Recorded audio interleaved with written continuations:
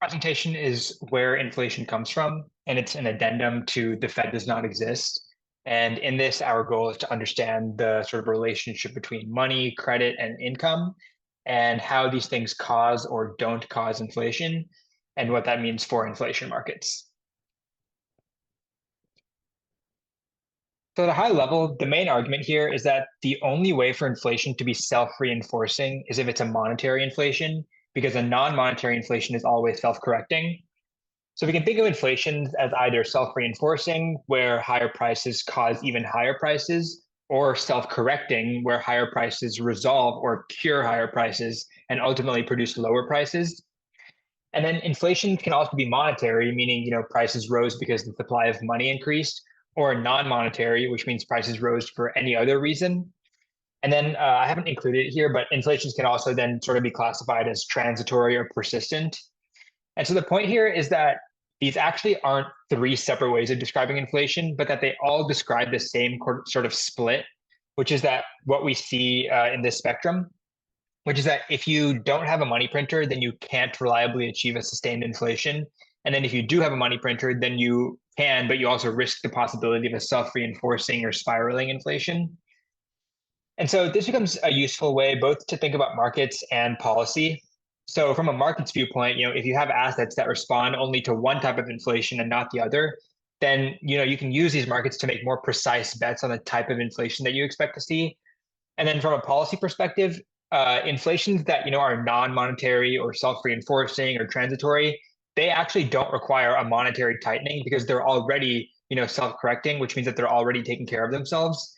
And then only inflations that come from more money actually require a policy response that produces less money. So the first question we have to ask ourselves is what we mean by money and what counts as money. And so we can kind of use like a sources of funds and uses of funds approach to think about this. The three big sources of income or of kind of, sources of funds are generally thought to be money, credit, and income. But I think it's important to recognize that these three sources all kind of mean sort of different things. And what I mean by that is that they actually take different forms. So money, which is on the left side, the balance sheets, money generally refers to the supply of bank reserves that are printed by the Fed and then held as assets at commercial banks. And so the key thing here is that these reserves actually aren't much more than like a special kind of token, and they don't actually do much with the real economy because the real economy transacts in bank liabilities like deposits, and these reserves are actually on the asset side of banks. So I get into more depth in this in the reserve chapter, but the main thing is that for money is that the reserves that make up the so-called monetary base don't actually have the ability to be spent in the real economy on things like goods and services or financial assets. They can only be used by banks to transact with each other or with other banks. So when you look at the private sector's balance sheet, the creation of reserves doesn't actually add new assets to the system. It just changes the composition of those assets because, for example, QE reduces the private sector's holdings of a certain asset like treasuries and then adds this so-called money in its place. And then income, which is on the right side, is another example of this because with income, there also hasn't been any creation of new assets. Rather, there's only been the circulating of existing assets. Because with income, cash is just getting moved from one player's balance sheet to another's. So basically, with money and income, the balance sheet of the private sector is just being shifted around. It's not actually being expanded. And then credit is unique here because it's the only one where a new asset liability pair gets created through balance sheet expansion. So typically this looks like bank lending, where the bank creates a loan asset for itself and then a deposit asset for the borrower simultaneously at the same time. So this is why I've said at the top that all new money is credit, because the only way to actually increase the number of dollars available to spend is to expand the supply of credit. And then the other way is actually to just save, which we'll get to. So quickly, I think this chart does a nice job of illustrating the idea that new money can only come from new credit because it shows that the relationship between the supply of new assets, which is the blue line, which includes loans and securities, and then total income growth, which is the red line. And you can see that you can't really have one without the other. So for example, if we look at the 2010s, credit growth in this period was very weak. So it was actually impossible for us to have a significant pickup in income growth. And then whenever there was a period of like self-reinforcing inflation and rising prices, for example, the 1970s, credit growth was actually really strong because those inflations were monetary inflations. And I'll get a bit more into the 1970s as that example shortly. But back to our original question, which is it possible for there to be an inflation that is self-reinforcing but isn't monetary? That is, in the first slide, I asserted, an equality between self-reinforcing and monetary inflations and then self-correcting and non-monetary inflations. And so how do we prove that, this is the case and that actually a non-monetary but self-reinforcing inflation isn't possible? And I think the best way to go about this is to first assume that this type of inflation is possible and then mechanically work through the steps of how such a thing would occur. And if we get to any sort of like contradictions or impossibilities, then I think it's fair to say that a non-monetary but self-reinforcing inflation isn't possible. And so just to reiterate here, my main claim is that a self-reinforcing inflation must be monetary in nature because without more money, the higher prices have to destroy someone's demand. Whereas when money is rising, and when I say money, generally I just mean credit for the reasons I described, but it's, I think, more kind of broad to say money. When money is rising, then prices can rise without demand having to be destroyed, which means that in a monetary inflation, there's nothing working against that process of rising prices. Whereas in the non-monetary inflation, the rise in prices can be thought of as a redistribution or a reallocation of resources to the things that are kind of high in demand or scarce in supply. And then those things naturally kind of self-correct each other. So conceptually, I think one way to think about the class of inflations that don't come from money is to visualize them as inflations from velocity and not money. This comes from sort of the monetarist idea that money times velocity equals price times quantity, which equals GDP. And the general logic here is that the total amount of income that the economy generates is determined by the number of dollars in supply, so money, times the number of times those dollars change hands, which is velocity. So if the inflation, isn't coming from more dollars in supply, then it must come from each dollar changing hands more times or circulating at a faster rate, which that's what velocity is. So we can kind of frame our broad question as, can inflations from velocity result in a self-reinforcing inflation? And again, the answer to that is no, that, velocity inflation is indeed self-correcting. And we'll work through why this is the case as well. But first, I think we need to establish that, when I talk about money and velocity, I'm strictly talking about in a conceptual sense, rather than referring to money as like M1 or M2 or some other like official measure of like the quote unquote money supply. And the reason for this is that there's no actual way to know how much money is out there or what true money supply is, because money is the supply of assets, like we described earlier. And we can't definitively know what the supply of dollar denominated assets is. So we can't actually know what money is at any given point. And I think these two quotes kind of hit that idea where, throughout history, the Fed has tried and failed to capture what money is. And recently, they've effectively given up on that pursuit, which is why, monetary policy is now all about interest rates rather than, the monetarist approach of targeting money growth. And now, for example, M2 is actually reported at a lag so that the Fed is not held to that standard because the Fed is admitting that they don't have the ability to kind of capture or track money. And then, if we don't actually know what the true value of money is, then even though we know what GDP is or what P times Q is, we can't actually know what velocity is either. But all that being said, I think, breaking down the question of what the real source of inflation is into these two pieces, money and velocity, is still a very useful way to conceptually walk through the question. And so just to hit on that point, I think, charts like this that try to depict the velocity of money as like GDP divided by some sort of aggregate for money. So in this case, the blue line is GDP divided by the monetary base or like MB or M0. And then the red line is GDP divided by M2. I think these kinds of depictions will always be inaccurate and most of the time, only useful for making like very general claims because none of these monetary aggregates really give you a good picture of what's going on. And later on, we'll try to construct our own version of velocity that hopefully can produce some more useful insights. But two quick reasons why we can't really use these monetary aggregates to make claims about velocity are one, that some of these monetary aggregates include bank reserves in their definition. And like I said on the second slide, reserves aren't really spendable money in any useful sense. And they really just exist to satisfy reserve requirements and transact between banks. And so, we can see this explosion in reserves in action during the financial crisis when money supply supposedly exploded, which is why velocity fell. But, those definitions of money supply included bank reserves in them, which makes it kind of misleading. And then the second point is that, in a world of shadow banking, money can be created entirely outside the realm of the sort of domestically chartered, official private banks that have to satisfy these reserve requirements. And a lot of these dollars, especially the dollars that are sort of off balance sheet or offshore, aren't captured anywhere in these official money aggregates.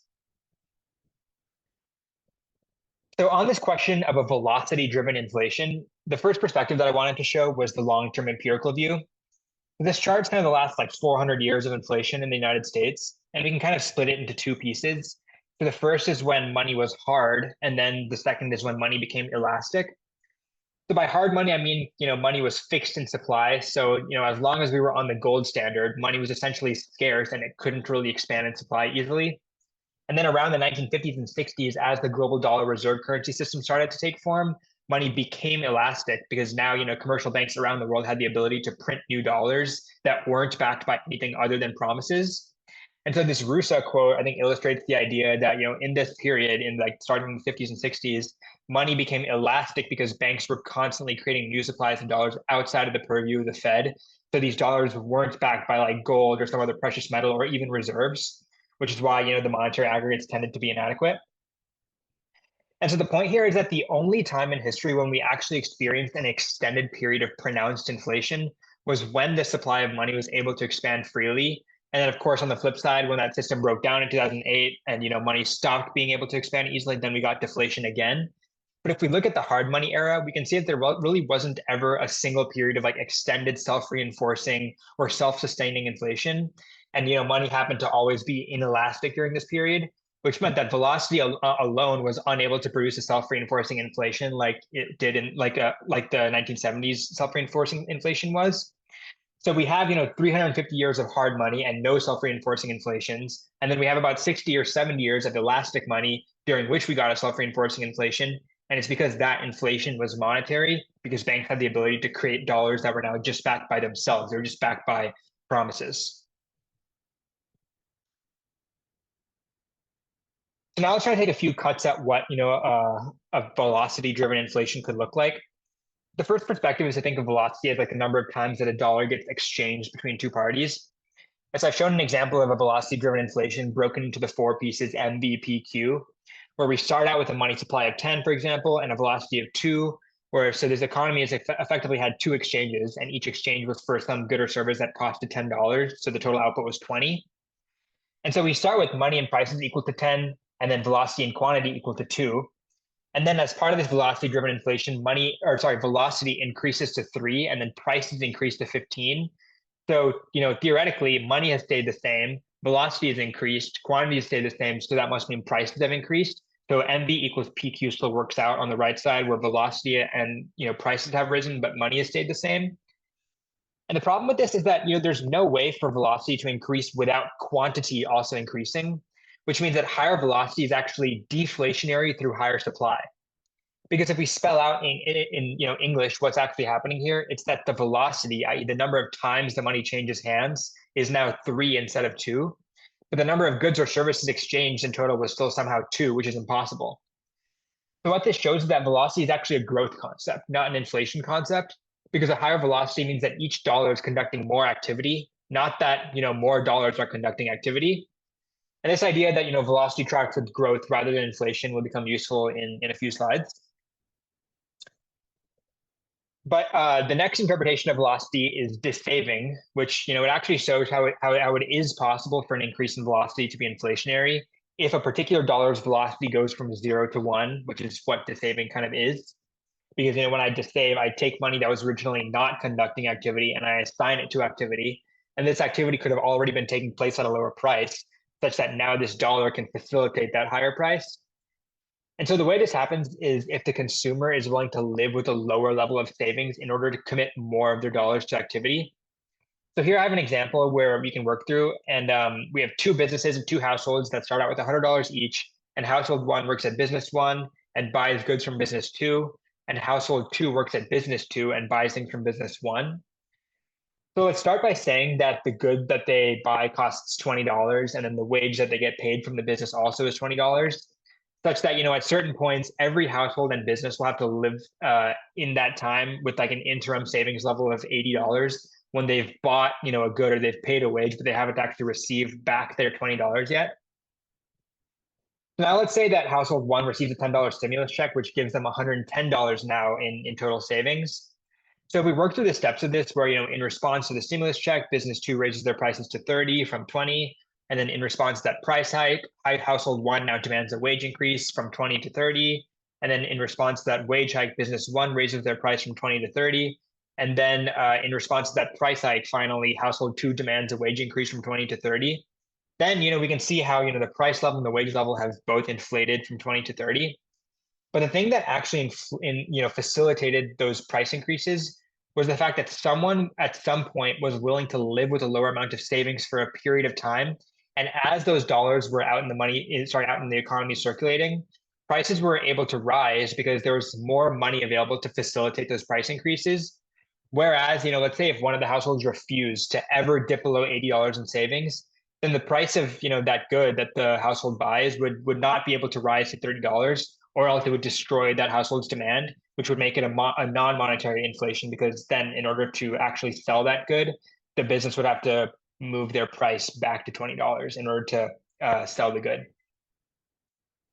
So this, I think, kind of reveals the role of dissaving in producing inflation, which is that each dollar that is dissaved can only produce a transitory one-shot price inflation, as prices just adjust higher to a higher level to the fact that there's, one more dollar or X more dollars in circulation that are, moving around in the economy rather than sitting idle. But a single round of dissaving cannot produce a self-reinforcing inflation, because that dissaving only shifts prices to a higher level to incorporate the additional cash. But then for prices to rise from there, even more, there has to be even more dissavings. But dissavings or savings are finite, which means that there must be a limit to how much inflation or how much dissavings itself can kind of finance new inflation without new money. This idea of like kind of a necessary dissaving to create inflation actually goes against the idea that wages and prices can kind of reinforce each other higher. So in this model of velocity, where everybody just agrees to price increases that are just declared into existence, the idea is that everybody agreed that prices of everything should just be higher, then it would be as if nothing changed, because everybody would be earning higher amounts and paying higher amounts at the same time without there being actually more money in the system, because one person's spending is another person's income. But again, the problem with this is that as prices increase, even though those prices are producing income for somebody, in the interim, each player needs to accept a lower initial level of savings in order for there to be more cash to finance the higher prices. And the problem then is that, what's effectively happening is that everybody's spending has to come increasingly from cash coming in rather than stored cash or stored savings, which means that the existing dollars in the system have to be being used increasingly efficiently. And there's less room for error in terms of, whether or not that income actually does come in, because the savings shock absorber is now less available. And so, like I showed in the 400-year empirical example, this is why there has never been a velocity-driven or non-monetary self-reinforcing inflation that was just a function of, prices and wages just spiraling higher through, spending and income reinforcing each other. Because eventually players will act counter-cyclically and save some of that money coming in rather than continuing to spend it. So the point here is that if inflation is coming from dollars that are being used increasingly efficiently, then the fragility of that inflation is necessarily also increasing, which means that the amount of tightening that is necessary to pop that price bubble is actually becoming less and less, until even the slightest disturbance where someone saves a little bit more or doesn't receive exactly the income they thought they would receive, that becomes enough to stop the inflation and ultimately make it a self-correcting inflation where higher prices can cure higher prices. So here I have the example of the babysitter economy, where in this like kind of Krugman's example, a bunch of households in a neighborhood issue scrip to pay for babysitter hours between each other. And so if there's a fixed supply of this scrip, then ultimately there has to be a limit on how high the price of babysitter hours could get. So in this diagram, I have household one and two, they do transactions with each other. They do two transactions. The first, household two pays household one for an hour of babysitting. And then the later, household one pays household two for an hour of babysitting. And if the cost of this hour of babysitting for now is 2 scrip, then it makes sense that the supply of scrip is sufficient to facilitate these two transactions. And then it shows up as each household having an expenditure of 2 scrip and an income of 2 scrip. So then if the price of an hour of babysitting moves to 3 scrip, and then if these transactions still happen, then the incomes and expenditures rise to 3 scrip. So it seems like nominal income and nominal spending are supporting each other. But the question is, would it be possible for this economy with no additional scrip to support, a price of babysitting that's 1,000 scrip an hour? And the answer is it wouldn't unless those households are literally trading the service at the exact same time where no money actually moves. But then at that point, it doesn't make any sense to denominate the activity in script anyways. So the point is that it's savings which necessarily act on a limit on how high prices can get without more money to facilitate those higher prices. Where once savings draw down enough, that itself is that monetary tightening for that household or that business, which effectively destroys demand in the form of being less willing to pay that higher price. And so here's where I think it starts to get interesting, which is that we can actually use interest rates and interest payments as an example of how self-reinforcing inflations require money and how self-correcting inflations don't have money in the equation. So here I have two statements that actually contradict each other. So the first statement is that nominal spending growth causes nominal income growth, and then the two can maintain each other because one person's spending is one person's income. And then the second is that higher bond yields are self-correcting because the higher prices on credit reduce economic activity through raising the price of borrowing. So the thing is, if we apply the idea that one person's spending is another person's income to the second statement, then higher bond yields should actually be self-reinforcing because a higher cost of credit should then show up as a higher income for the lender, which would then give them the ability to spend more and create the cycle of incomes and spendings reinforcing each other through price increases that raise everybody's income. And then similarly, we can apply the second statement to the first statement, where if higher bond yields are self-correcting because the higher cost of credit destroys the demand for credit, then similarly, higher prices on goods and services, let's say like shoes or cars, should also be self-correcting because they destroy the demand for shoes. So how do we reconcile these statements? And the answer is simply that if the supply of new money, whether through new credit or existing savings, is high enough to facilitate the move from price A to price B, then the system can execute that price change without destroying demand. And then if the new money continues to be created, then prices can keep rising without any demand destruction. And we can get that dynamic described by the first statement, where prices and incomes are reinforcing each other. But the key thing here is that it's not prices and incomes that are causing each other to rise. It's an underlying monetary impulse that's causing both of these things to rise together. And then on the flip side, if there's not enough sufficient savings and not enough new money in the system, then we get the dynamic where price increases are self-destroying or self-correcting because there isn't a way for the system to execute that balance sheet adjustment to the higher price world. And so in this case, we get a case of the second statement, which is higher prices slow activity. So the interesting thing here is that interest rates are actually just one kind of price. So when interest rates rise, then as long as there's money available in savings or new borrowing to execute that price increase, that interest rate increase, then the increase in interest rates actually ends up becoming stimulative for nominal activity by raising someone's nominal income, which allows them to spend more and raise other people's nominal incomes. And this is why the general notion that higher rates are restrictive on activity is mistaken or at least simplistic, because interest rates are just a price and they're the price that we're paying each other. So interest rates going from 1% to 2% is kind of like saying, everybody is now earning 2% everybody's earning $2 instead of $1 or 2% instead of 1%, which means that it's similarly as if nothing has changed, where, everybody just agrees that the price should be higher. And then everyone is now receiving more income to finance a higher price of credit. So, just like any price increase, interest rates, when they increase, are actually similarly stimulative as long as the system's balance sheet is equipped to handle the rate increase without having to destroy demand, which it usually can do as long as that increase in interest rates doesn't come in too great of a shock. And then I go into more depth on how, and why these rate increases are stimulative in the other video. But the idea is that, in this world of a significant fiscal impulse that was granted to the private sector, those, savings are plentiful in supply, which is making the transition from ZIRP or low rates to high rates very doable. And I think that's why, in this environment, those rate hikes are actually showing up as stimulative for the economy. So let's continue with the point about interest rates. So here is where velocity kind of re-enters the picture. So if we start with our classic, MV equals PQ formula, then solving for velocity gives us PQ over M, or in other words, income over money. And the interesting thing here is that if we look at the formula for the yield of an asset, it's actually the exact same thing. It's the it's income over the price of the asset. So mathematically, velocity is actually the exact same thing as interest rates. And then to add some specificity, velocity is the same thing as real interest rates. So why is this the case conceptually? The reason is that real rates tell us the productive capability of capital, where when real rates are high, it means that the return on investment is high, which means that the amount of time you have to wait to get back your capital is low, i.e. the duration of your average project is low because the cash flows are high. So let's say, over 10 years, if, we're in a high real rate environment, you can deploy your cash to 3 projects in succession instead of just one, as would be the case in the lower rate environment. Then by definition, your cash in this higher rate environment has 3 times the velocity. So a high rate environment is actually also, the same thing as a high velocity environment because high rates mean that the money has a lot of different opportunities to be deployed to, and that this money is being hot potatoed around, going from opportunity to opportunity.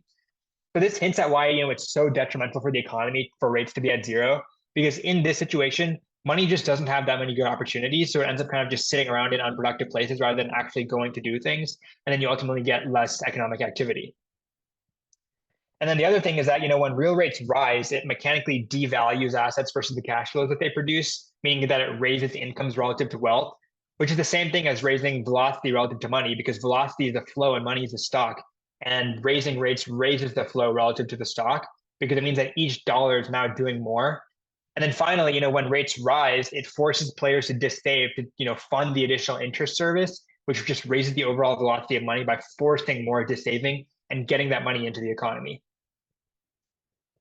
So this idea that, higher rates mean higher velocity kind of goes against the conventional monetary policy linkage that, higher rates make consumption less attractive relative to saving because now, the yield on saving is higher. But the issue with this is that, again, it forgets that one person's spending is another person's income. And this actually applies to saving as well, where when the yield on savings is high, it must mean that the person that you're sending your cash to in order to save for some sort of like financial asset or deposit, that person also has a good set of opportunities to do something with that cash, which is how they're able to pay you that higher rate. Because the interest rate that the Fed sets is just what we're paying each other because the system is circular. And rates just tell us how fast that cash is moving from person to person as the duration of each investment or project falls with rising rates.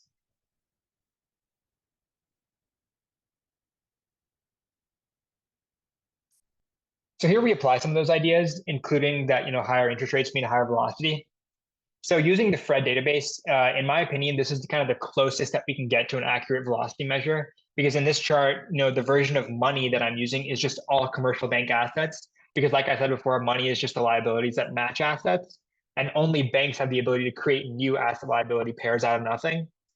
So then we can kind of get to velocity by dividing GDP by total commercial bank assets. And again, even this chart isn't perfectly accurate because it's also missing, all the dollars that are created in places that we can't observe or we can't measure, like the places that the Rusa quote was referring to about, offshore dollars. But I still think this is like an okay proxy. And I think this chart gives us a couple of cool results.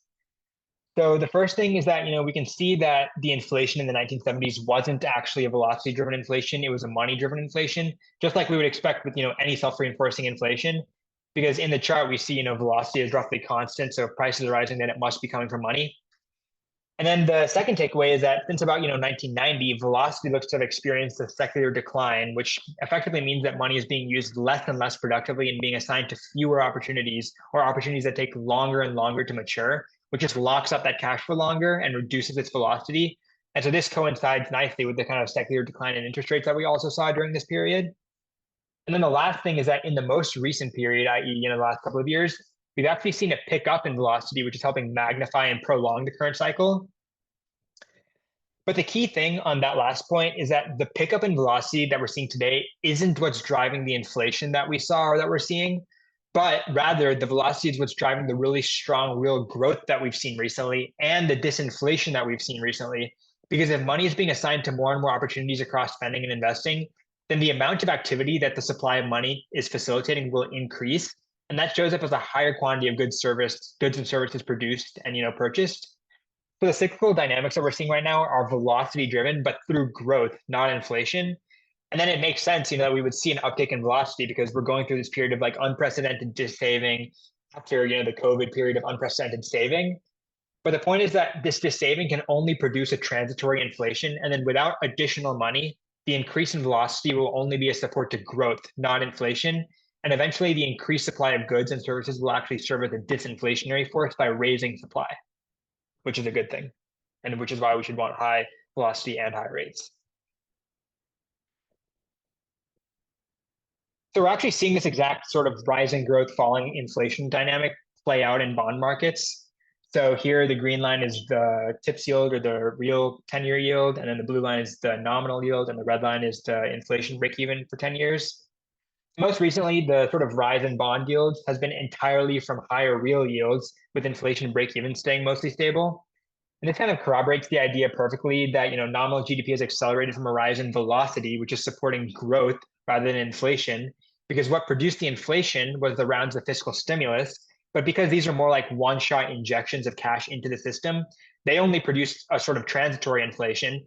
And then the rate increases forced those savings to actually enter the economy, which raised the velocity of the system.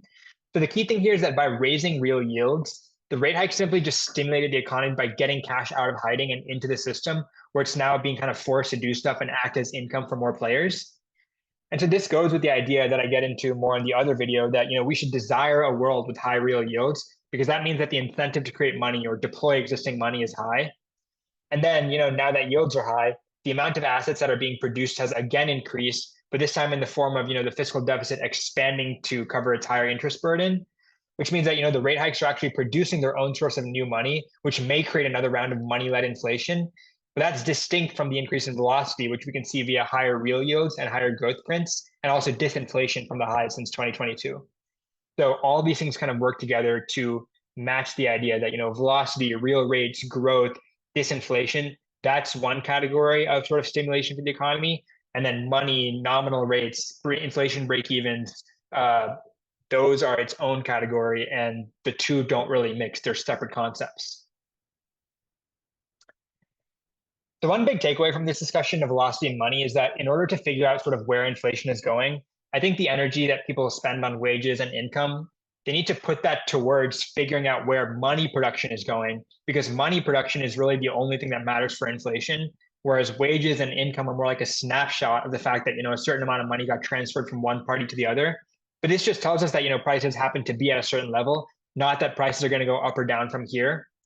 And so the reason is that, when we think about the idea that, one person's spending is another person's income, the word is in that statement implies that there was also a transfer of a good or a service, which means that income and wages always involve supply in the equation. Whereas a self-reinforcing inflation is always demand-led, it's always a money-led phenomenon, where what's causing it is the fact that new asset liability pairs were being created and the economy's aggregate balance sheet was being expanded. So I've circled, one example of how these sort of money-led or wage-led inflations, quote unquote, can diverge, which is the 2018-2019 period, where we see that, the blue line wage growth was clearly sort of picking up. And a typical wages-based analysis would suggest then that this should have been the start of a move to, higher inflation that's reflected then in asset yields. But we never really saw this inflation get priced into asset markets or even really show up in CPI. And the reason is that, money growth continued to be anemic in this period. So I have bank lending growth as the red line as an example or sort of a proxy of that money growth, even though there's problems with just focusing on bank loans, but it does a good job sort of capturing that. And we can see here that bank lending remained around the deflationary 2010s range of about 4% annual growth, whereas the more inflationary range in previous cycles was like 8 or 10 or even 15% growth. So it should have been apparent that there would not be any strong inflation in this 2018-2019 period because money growth continued to be weak. And as a result, bond yields never came close to pricing in higher inflation. And rather, those bond yields reflected the kind of poor degree of new money creation that we were seeing. So in my view, the task of anyone who's trying to predict inflation should be to figure out where the value of capital M money is at any given point. And when I say capital M money, I mean the true value of the total supply of assets out there, which we can't know for sure, but the person who can get closest to understanding what the true supply of money or the true supply of assets is, that person will be in the best shape for figuring out where inflation is going, because inflation is exclusively a monetary phenomenon, or a self-reinforcing inflation is exclusively a monetary phenomenon. And so quickly on the issue of government bonds as a way of betting on inflation, what I show here is that bonds actually only respond to self-reinforcing monetary inflations, not self-correcting or transitory inflations, such that as long as the bond market believes that there is no monetary impulse behind the inflation, that the inflation is coming from other things like supply disruptions or falling production, bond yields will never rise to reflect those self-correcting transitory inflations. So, for example, in the 1940s, there were these huge periods of spikes in inflation, and bond yields never really budged because they processed that inflation as self-correcting, which is what it was, rather than self-reinforcing. And it's sort of easy to, point to the yield curve control that the government was doing in this period, and I get more into this in the book. But the interesting thing here is that unlike what's actually going on in Japan today, the Fed was actually selling bonds for most of this period in the 1940s, despite having those nominal yield caps, which to me suggests that the yield curve control was more just in name only rather than having to be enforced by the Fed. You can think of it as like a price ceiling that was over the market clearing price for bonds because the Fed was able to sell bonds back into the market without causing the price of bonds to, or sorry, the yield of bonds to rise. And the bond market signal in this period was actually kind of seeing inflation as mostly transitory or mostly self-correcting. Because where did this inflation come from in the 1940s? It came from that one-shot fiscal stimulus, which produced these bullwhips of inflation. Because in order to get a self-reinforcing inflation, you need a money-led, constant impulse of new money to produce the inflation. So the reason why bonds only respond to monetary inflations rather than all inflations is because we have to think of bonds as balance sheet tools that are essentially competing with all other forms of money and assets. And the only way for you to reliably cause bond prices to fall is if the supply of assets rises and gives bonds more to compete with. So this is exactly what happened in the 1970s, where bank lending exploded, which is why it made sense that bond yields rose in this period because bonds are sitting on those very bank balance sheets that are making a bunch of loans. So bonds have more and more assets to compete with. Whereas, if we take bond yields in like late 2021, for example, before the Fed started tightening, bond yields continued to price inflation as transitory and self-correcting. And I think correctly, because the monetary impulse that we had gotten was similar to the 1940s, where it was just a one-shot injection of fiscal stimulus, which cannot be self-reinforcing. It has to be self-correcting as the price level adjusts to this higher supply of assets in the system, but then doesn't move from there because there isn't an additional monetary impulse. So, until the Fed started raising rates and potentially creating its own self-reinforcing inflation by forcing the system to start producing more assets, the inflation was in fact always transitory because there was not a sustained monetary impulse either through the Fed or through the fiscal deficit or through bank lending. The last thing that I wanted to show is this diagram, which I think articulates the difference between money and circulations. So, I can increase my spending in sort of three ways. I can either borrow, I can dissave, or I can raise my income. And here I think it's clear that, borrowing and dissaving are the only way to raise your spending without adding an exchange. Because, if we walk down the sort of right side of the diagram, in this side, income is only rising because your employer is paying you more, which means, your employer can spend less on other stuff. So those exchanges can't be inflationary because it's just a redistribution of balance sheets rather than an expansion of the aggregate balance sheet. Whereas the only way to actually raise nominal purchasing power for everybody at an aggregate level is to increase the supply of assets, which would increase the supply of money. So overall, the main points are that money is an inflation concept, velocity is a growth concept, more money means higher nominal rates, and more velocity means higher real rates. And then also that higher rates mean more money and more velocity, and higher real rates mean more velocity, which is why the higher rate environment that we've entered is actually likely to be a support to growth and inflation by forcing existing money to do more and encouraging new money to come into existence to finance the higher rate environment. And again, this is just another example of why the Fed's linkages and the Fed's monetary policy tools don't really work in the way that it thinks it does or that we think they do, because ultimately you want higher rates to encourage that new production of money and that new production of nominal growth.